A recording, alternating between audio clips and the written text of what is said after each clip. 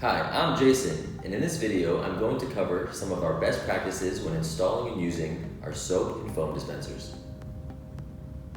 Let's talk about installation.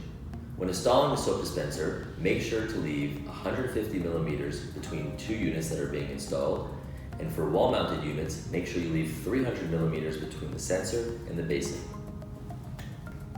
Minimize the distance between the pump and the dispenser by trimming the tubing and using the pipe cutter that we provided. It is very important that there are no loops in the tubing to minimize air bubbles and backflow. Always leave slack in the tubing so that they do not pull at the connections, and make sure that the connections are secured firmly. For more details about how to optimize your installation, check out the link at the end of this video. Let's talk about choosing a soap.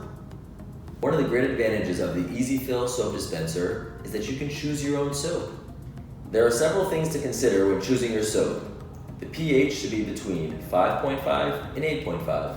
If you have a liquid soap dispenser, make sure that the viscosity of your soap is between 100 and 3,800 centipoise. The recommended viscosity for a foam soap is between 0 and 100 centipoise. Always check the dispenser type to see whether it is foam or liquid before refilling, as the soap types are not interchangeable. Even if the dispenser operates with a soap of an incorrect viscosity, it still may ruin the pump in the long term. Let's talk about choosing your dosage. You may be wondering why we offer a remote control. The remote control allows you to customize the settings to meet your specific needs. The soap and water remote allows for you to adjust the soap dosage.